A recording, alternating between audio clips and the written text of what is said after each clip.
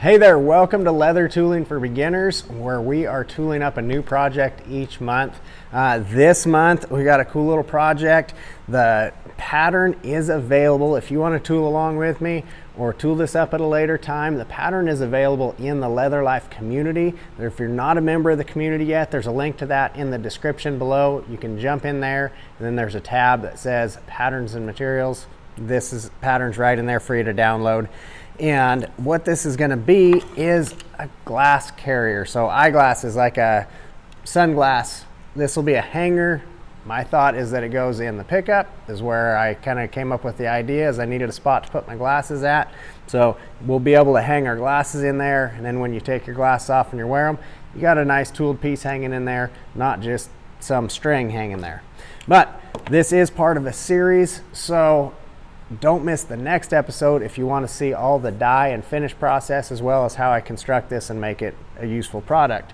But we're going to be tooling up today with nothing but our beginner tools, the Deluxe beginner set that we sell. And I'm going to start back from the beginning, how I prep my pattern, how I prep my leather, and getting that ready to go. I'm going to show you here in just a second too how this is a scrap piece off of another project that you may be wanting to build as well. So really a good way to utilize some of those small pieces of leather around the shop. Let's head over to the bench and get started. Number one thing we got to do is prep our leather and our pattern. So once I print that paper pattern out, I'm just going to take a clear packing tape. I'm going to go over the front and the back of it.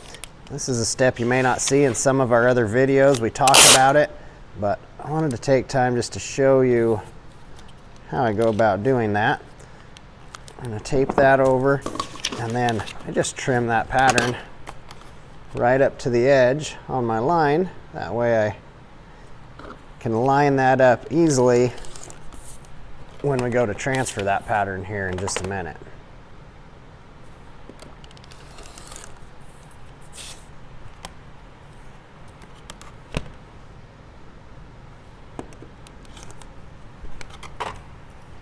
Those lines, and then here we can,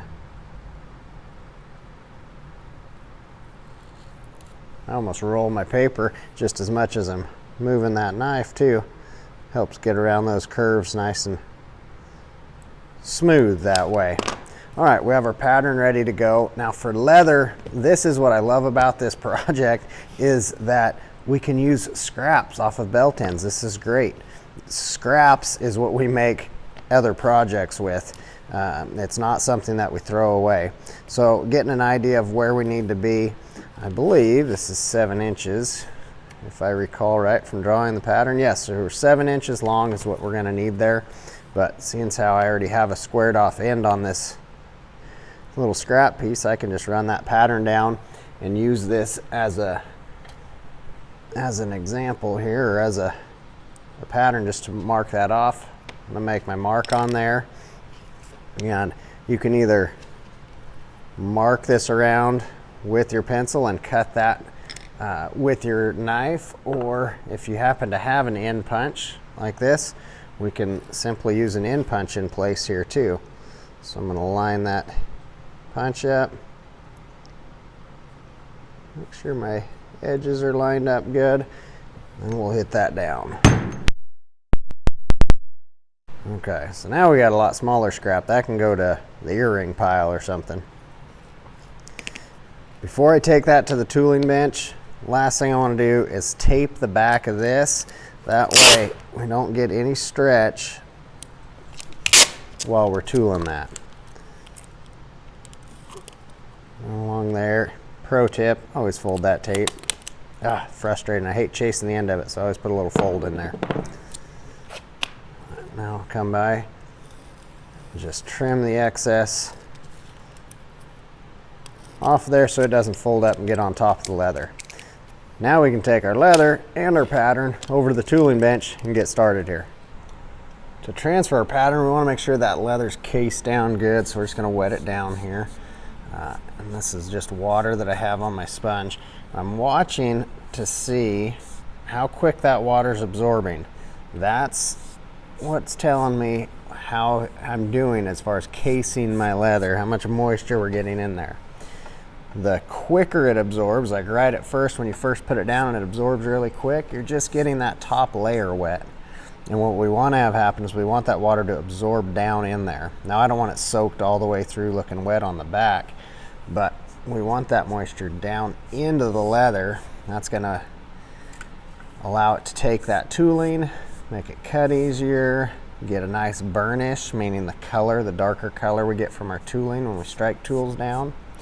So I think that'll be a good start. It's taken a second for it to absorb in there, so that's telling me we're starting to do pretty good as far as getting it down in there. All right, now this leather too, this is 8-9 ounce Herman oak leather. I don't think I said that when we were grabbing it because I wasn't really cutting it. We took it off a scrap from a belt end. But all right, we're gonna put this pattern in place, holding that down and using my stylus. I'm gonna go ahead and just mark these circles too, so we have those. That comes later in our construction process, but may as well mark them while we're right here. Now, it doesn't take a ton of pressure with that leather case down, but we're gonna just transfer all these lines. And this is kind of a, I don't know, not a tedious process, but it's nothing I would say is too complicated, right?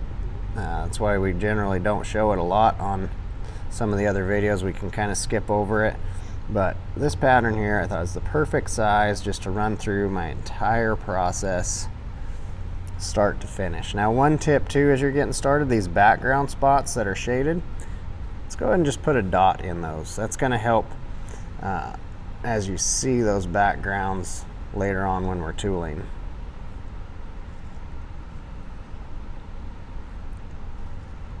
Now, if you're like me and sometimes you get going, go, gosh, I can't remember, did I do that line? Did I actually transfer that or not? I'm not sure. Not a big deal. As long as I'm holding that pattern down there, I can pick this up and check. And I go, oh, nope, I missed one little guy there. And it'll lay back down as long as I have it held down in one spot here.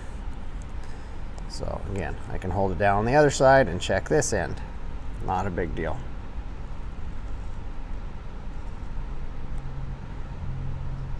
Now for tooling this, I'm going to be using just our beginner tools. So everything from our Deluxe Tooling Kit is what we're going to be using. And we're not even going to need all of the tools to do it, but that's what we're going to tool with today as we start tooling through this pattern. So step one is going to be to get that swivel knife. Now, making sure that's loose. Now, one little tip on these two, if it feels like this isn't spinning very good, sometimes they can bind a little bit. Loosen this little adjustment screw here. And just like that, now you got all sorts of movement in there. So, not too big of an issue, but kind of a cool little trick. Okay. We're going to start cutting this pattern in.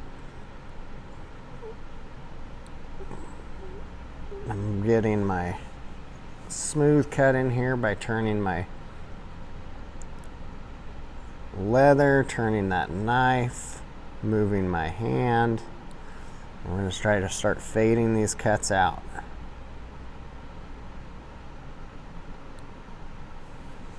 Now, the rule of thumb is that we keep that knife straight up and down, meaning that we're not tipping it left to right. We always want to have it tipped forward a little bit so it's not catching that back edge as I pull it through the leather.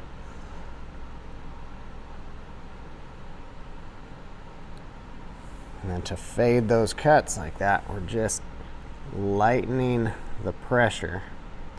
Our down pressure all comes from that top finger pushing down on that knife.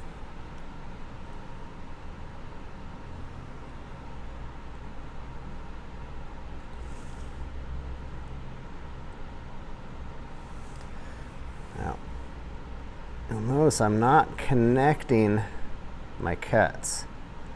I don't connect the points. Out here at that point is not connected. And anywhere that it runs should be running in somewhere, I'm not actually running that cut all the way, because we don't want to create a weak spot in that leather and a point that can pick up.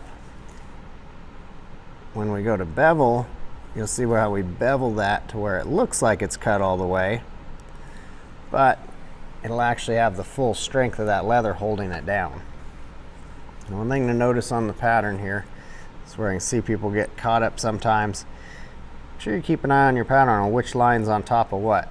It would be easy to accidentally pull this flower stem as this whole line down here, but see that flower stem tucks underneath, and this little doodaddy comes over top right here.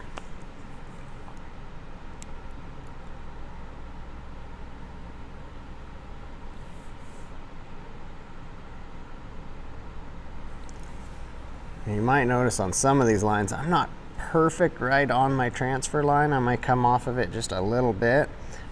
It's more important to me that I pull a nice smooth cut than it is that I stay right on that line. I'm using that transfer line as a guideline. But if you haven't transferred it quite perfect, and it's off a little bit, then that can cause some issues if you're trying to stay right on that line. And I don't know about you guys, but I still haven't quite got to where I do things perfect yet, so there's always something I'm adjusting for, it seems like. Okay, now I want to show you on this cut here too. This cut goes all the way around here. Now, a project like this, it's small enough you could spin it all the way around here, but if I didn't want to do that, I can start up at the top, pull that down one way, start back at the top, pull that the other way, and I was able to make that full cut around there without having to spin that leather all the way around.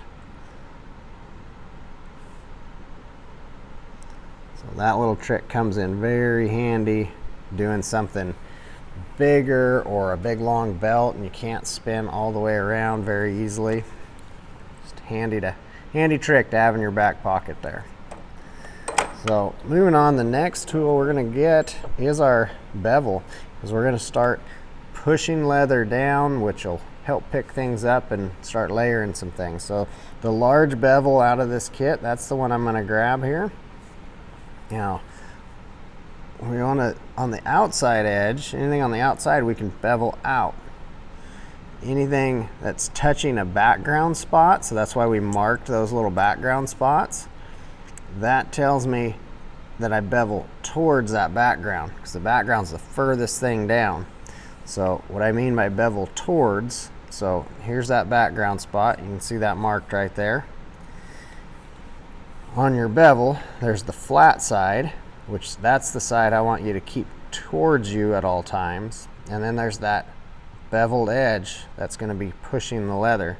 So if I keep the flat side towards me, this means I am beveling away. The beveled side is beveling towards that background.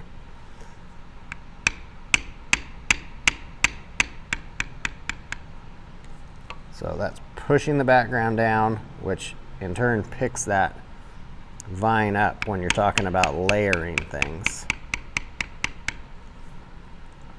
Now I know we're zoomed in really close so you can see this leather good, but notice every time I hit that tool, I'm moving it slightly. So right here, I hit, move, hit, move, hit, move.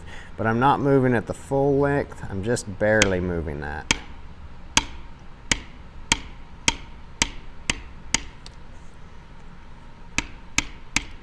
By moving that slowly, little bit at a time, but moving it every time that I hit it down, that's what's going to help me get that smooth bevel line the first time that I run that tool across there, instead of having to go back and continue to smooth things up. Now if you have to smooth things up at first, not a big deal, but let's make that your goal, is to be able to run smooth bevel lines with very little back and forth and go over.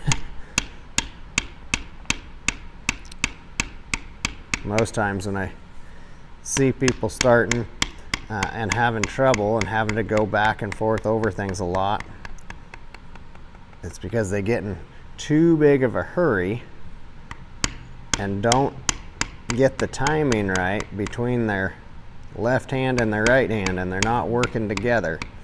So meaning they're hitting that tool a whole bunch but moving it very inconsistently and jumping down the line.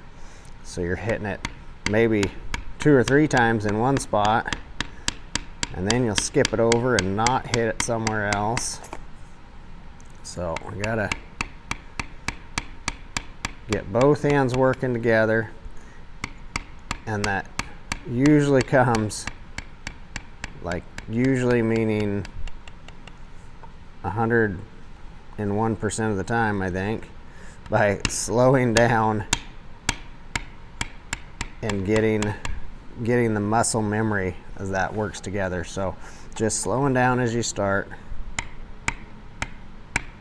going one little tap at a time until you get those working together.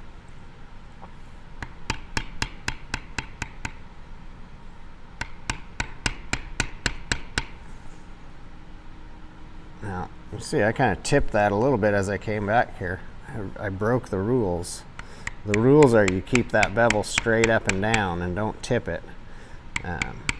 But I tend to bend those rules a little bit excuse me, as we go, because sometimes I want to make that bevel just a little bit steeper, meaning I don't want to mash it down. I'm not trying to fade that line off. And so this is, again, that bevel right out of our Deluxe Tooling Kit, the starters kit. And this is a, you know, great little bevel, but it's not a Barry King XX steep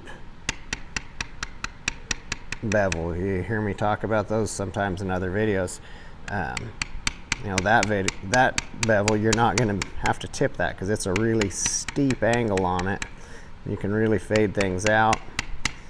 You won't mash down any vines with it. Sometimes if I have a bevel like this and I want to make it steeper instead of straight up and down, if I tip that, now I just made a little steeper bevel on there. So again, it's bending the rules slightly, but I want you to just learn to tool with the tools you have and don't feel like you have to jump out and buy a bunch of extra tools. This whole craft started with people making their own tools out of nails and bolts and whatever else they could grind down and make do what they wanted to have done. You know, they have an impression in mind they want on the leather, so they kind of just make a tool to fit it, or make the tool they have work for what they want to do. Luckily, we have some amazing tool makers now, but that can spoil us into thinking that, well, it's just not quite the right tool for the job and I need to go spend more money and buy another tool.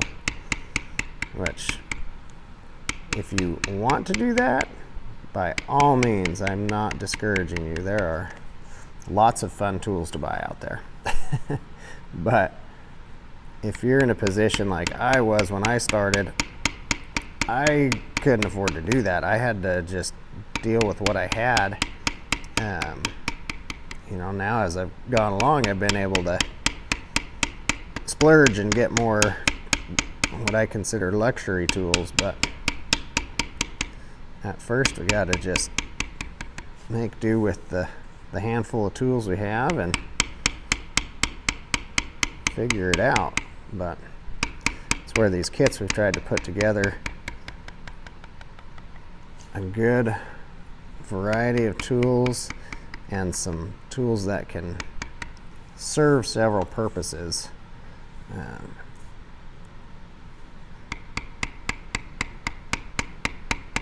talk about another one of those tools in a minute that'll serve dual purposes.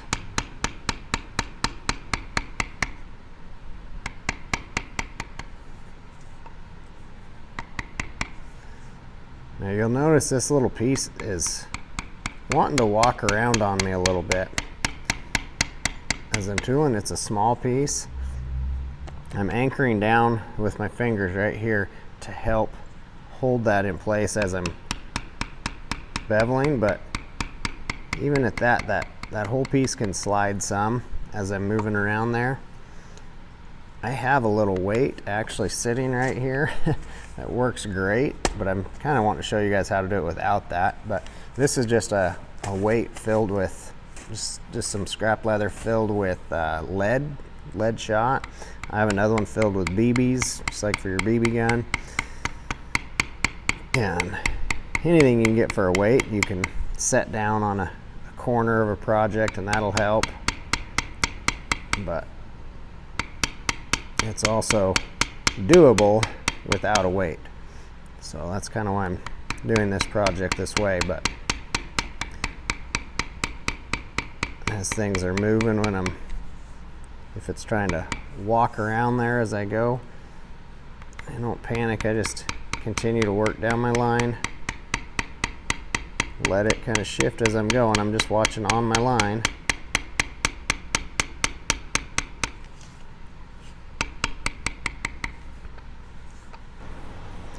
As long as I keep my fingers down on there, everything can move. My bevel is moving with those other two fingers there.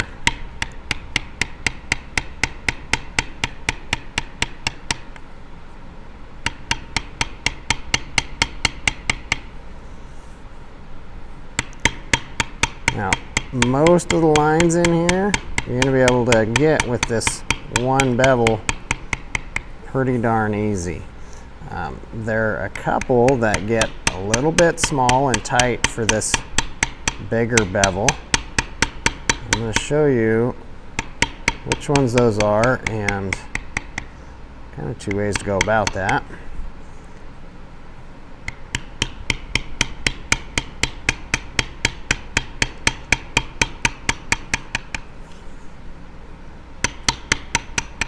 Got a line I got to smooth up here just a little bit. There we go.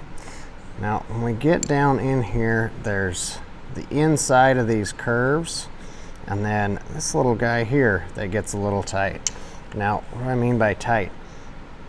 I mean if I were to keep this bevel left to right flat, as we move around here, there's more bevel than there is turn there, so we would get kind of a choppy line on the outside of that. So one way to fix that is I can tip this bevel a little bit to the side, and now I just made it shorter across there for how much bevel's in the leather. So I can tip just a little bit as we roll around that corner. You got to do it kind of slow and be steady and careful so you don't take your bottom corner and gouge divots in there too, but that's doable. The other way is we set that bevel aside and go to the small bevel that's in that kit there. This one would fit inside or around that curve and on the inside curves a whole lot better than the big one will. And that'll save you having to tip it.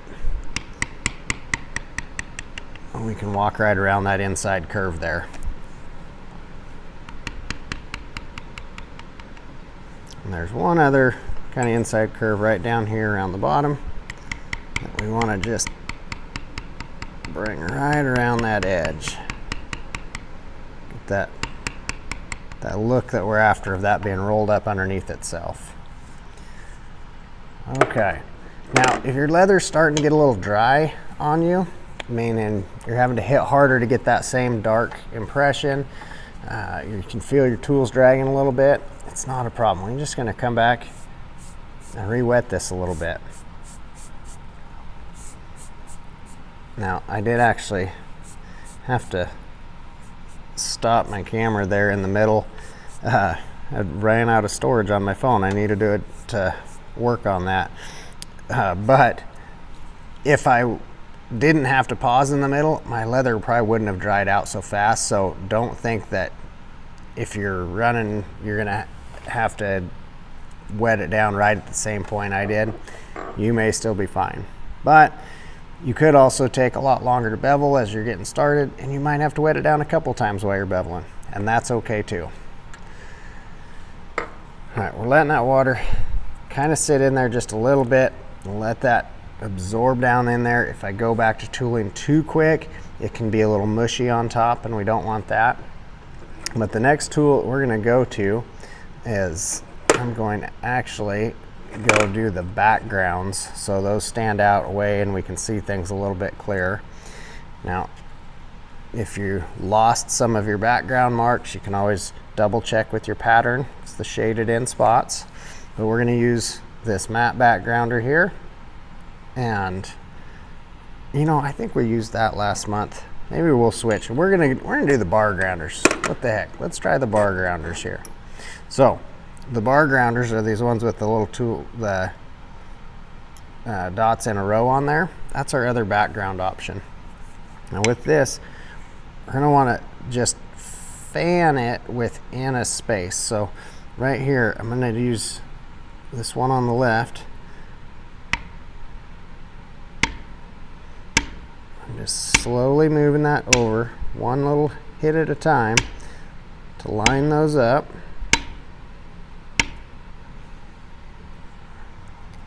Now what we want to avoid is running and bumping into our vine like we did there. So if you happen to do that, it's not a huge issue. A couple ways we can fix that up. You can either come back and kind of re-bevel that line. I can also grab my stylus right here, that little spoon end on there. You can just smooth that out a little bit. It's like it never happened. Again, your other way would be to grab your bevel, and it's not going to hurt anything either. You can come in and just real light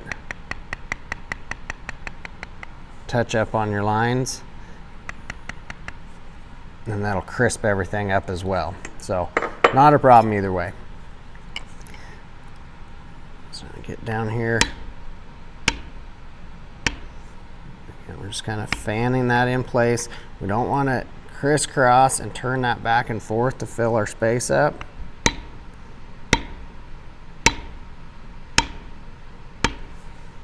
We want to keep it as smooth and even as we can moving through there. This space is a little bit awkward for how it fits. We can come from here and roll around and fit in there, or I'll show you, this one might be a good candidate. Yeah, I think maybe our small bevel or our small bar grounder might work a little better in here.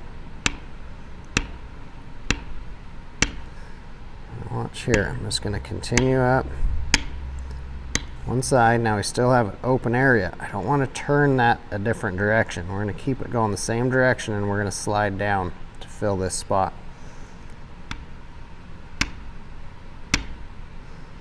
It's going to keep things looking smooth and even in that background area, not get too choppy on us. All right, and I'm showing you the good way to fix these today. I bumped into another vine there. There we go. Clear that up. All right, now we can see real clear those background spaces. Everything's starting to kind of pop out a little bit. We're going to work on our shading. So I'm going to use the vertical line thumbprint. Now every now and then toolkits can get a substitution. If we substitute this tool out, you would get this vertical line pear shader here. Another tool works excellent. You'll use it in the same spot that I use this, so not a problem there. But I'm going to use the smaller end on this. And in this flower, I always want to be pointing towards the center. I'm going to tip that tool. I'm tipped up, so I'm just using the edge of it here, bringing a little bit of shading to this outside edge, and I'm creating this little highlighted ridge out here. And then I flatten that tool a little bit, hitting real light, just tapping on that.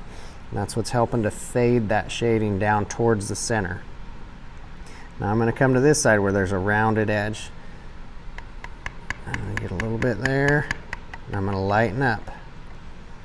So I lighten up where it's concave in there.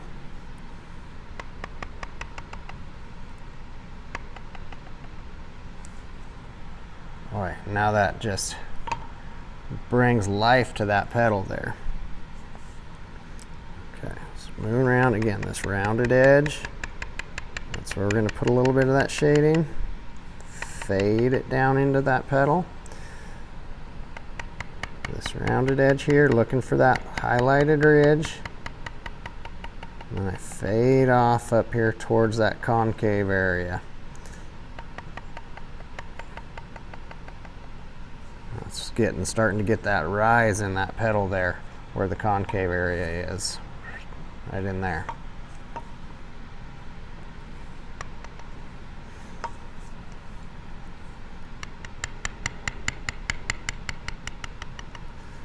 This tool I'm squeezing pretty good. I'm kind of just keeping it to where it almost just draws a line here.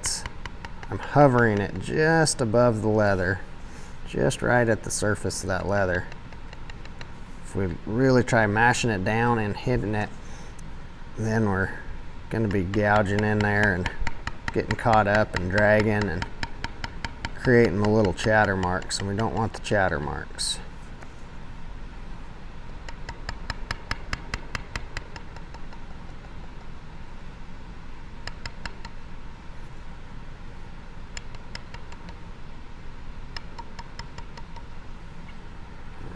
Got some shading going in that flower now. Okay, now we start working down the vine work here. This main dominant stem that flower's growing on, I'm not going to put any shading in there. We're going to do some other stuff to that. So this sticker vine here, that's where we're going to, notice I'm tipping this tool. Come up here and bring that little highlighted ridge out towards that shorter rounded edge. And fade that off. So there's not a lot of shading out there. There's just a little bit out towards the edge. Because what's our shading doing? Our shading's adding depth, right? We're wanting to add some dimension to it. Well, if we shade too much, we just change the depth, change the dimension.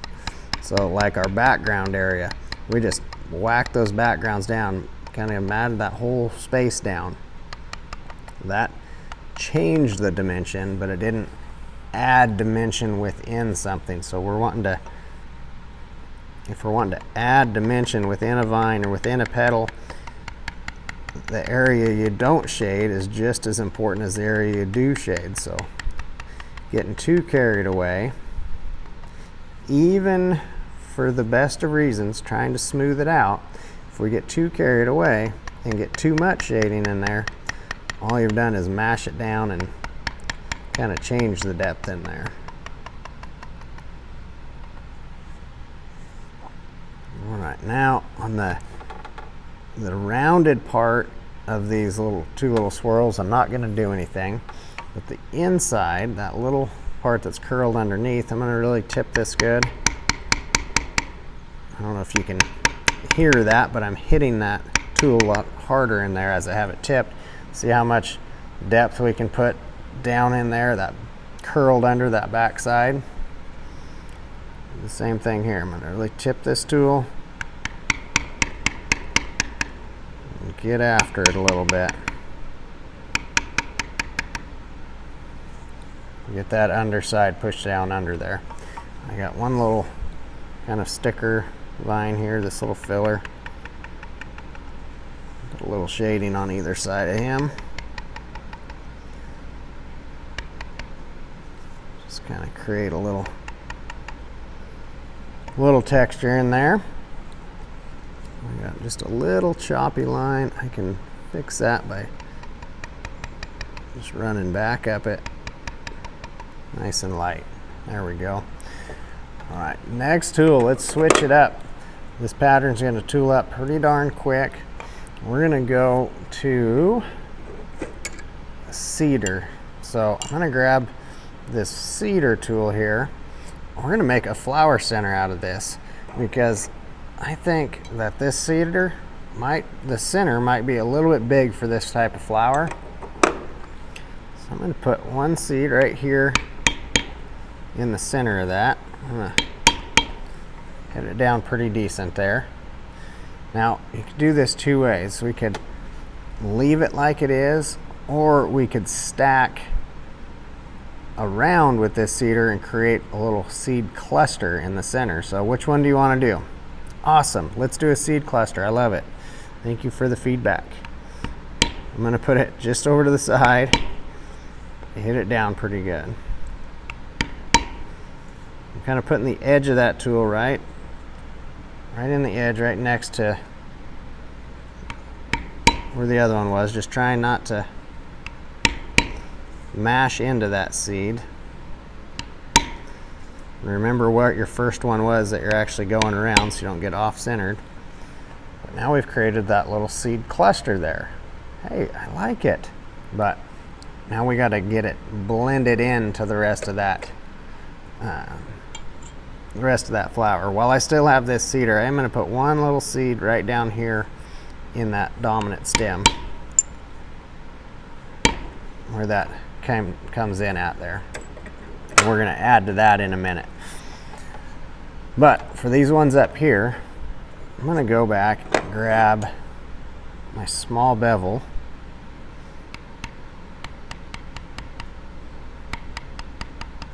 I'm coming just around the outside, making sure not to smash those seeds down. But I'm wanting to get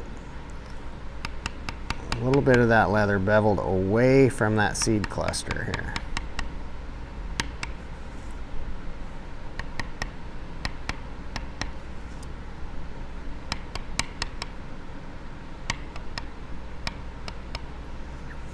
And now we're getting that little bit of room around there. We've got a little breathing room now. Kind of tidied up that seed cluster from the edge of that tool. Now, we'll go back to our shader, whichever shader you're using. I'm going to come in with that small end. Now we're going to just put a little bit of shading back from that flower center into that petal a little ways. Kind of just softening that little shoulder that we created when we beveled around that center there.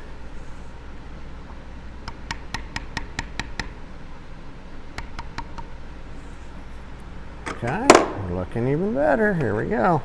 All right, now we'll go back to that bevel. And all I'm doing is touching up these petal lines. The edge of those petals that are coming down into that center. I'm just going to crisp those up and bring them back down into the center here. Oops, there we go.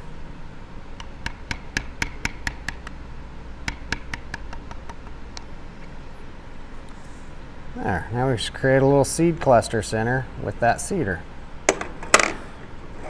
All right, I told you we'd come back with another tool under this one, so let's go to the mule's foot. That's that little V-shaped tool that you have there. I'm gonna put the point down this vine, down the stem, excuse me, that dominant stem, to where it's like it's holding up that little seed there. Now I'm gonna stair step, fade a few of those off following the curve of that stem. And then right here where this little guy shoots in, I'm going to put the point of that mule's foot. I'm going to stack two more little guys underneath there. Gives that a little wrinkle in there. These last detail tools, boy, they rock through pretty quick because there's not very many of them. Not very many places you use them. But now I'm going to switch to that veiner. There's that veiner that we have on the edge of this stem. I'm going to come right up underneath the flower here. tipping this tool. This is one I always tip. I never put it flat. I'm going to put a few on that side, just give a little texture on that bulb there.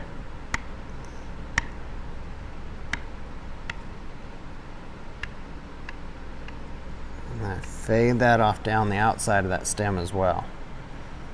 Now we're getting some texture in that, standing that apart. Okay, on the outside of these curves, these swirls here, we're going to tip that tool, starting real light. Notice I'm rotating that tool as I come around here, and what I'm doing is I'm pointing the impression that I'm making towards the kind of the center of that there. Do the same thing on this one. Start with that tool tip, start real light, fading into it. As I come around,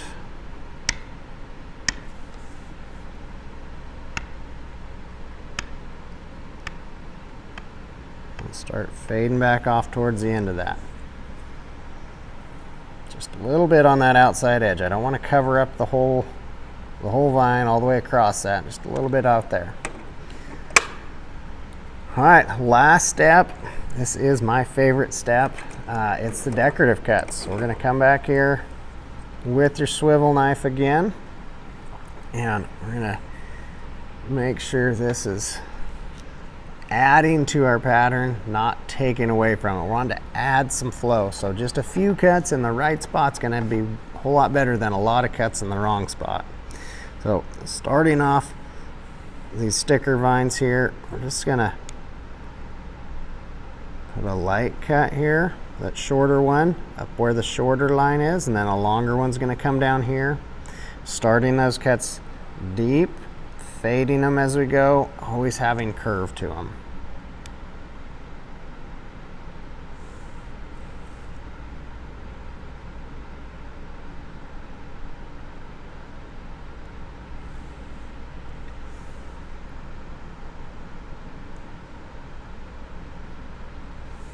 Again, this is just adding, we're having curve. I don't want them quite parallel. You can see these kind of start towards a point up there and get a little wider.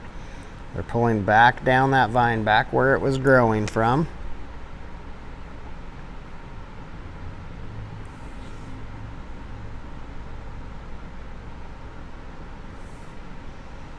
Okay. Right up here where we did these mule's foot in that flower stem, I like to just throw a little guy right there. I think that looks good.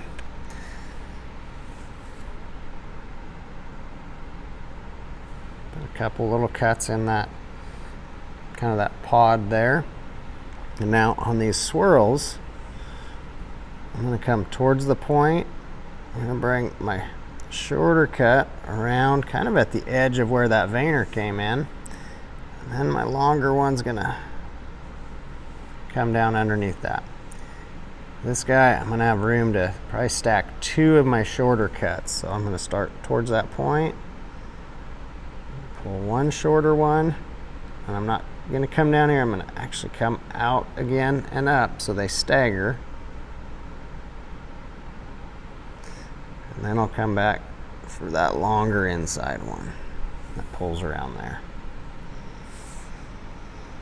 Okay, now up to our flower here. In those flower petals, we want to make sure that the cuts always pull back towards your flower center.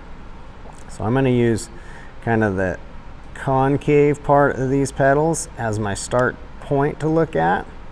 I'm going to point towards those to start. Pull a longer cut that just swoops around back towards that center.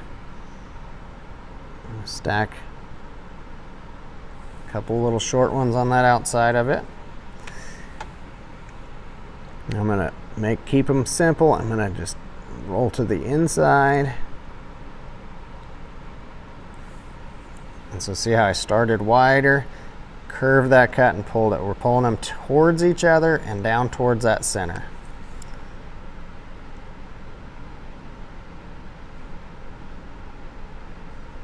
Start wide, fade back towards each other and towards the center. So over to the same thing here. Start wide, bring it towards each other and towards the center.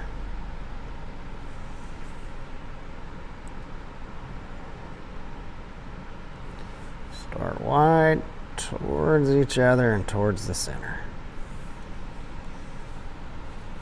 So just keeping them simple, one direction. Let's not get carried away on it. Again, less cuts, pulling in the right direction there. Even I feel like I maybe got carried away by stacking the extras on the outside. We could have got away with just a little bit less even, but they're going in the right direction, so I think we're going to be happy with that. Now this is set up. Remember, this is part of a series.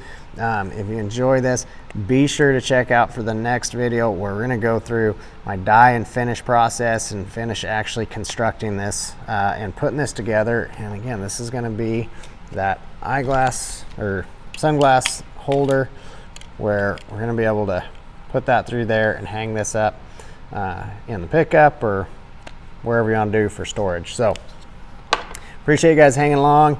The pattern, again, will be available in the Leather Life community. There's a link down in the description. If you're not part of the community yet, I encourage you to come join that community and get your free pattern in there, and you can tool along with the videos, not to mention meet a bunch of other great people that are learning and growing in this leathercraft journey just like you. So thank you for allowing me to be a part of your journey, and we'll see you on the next video.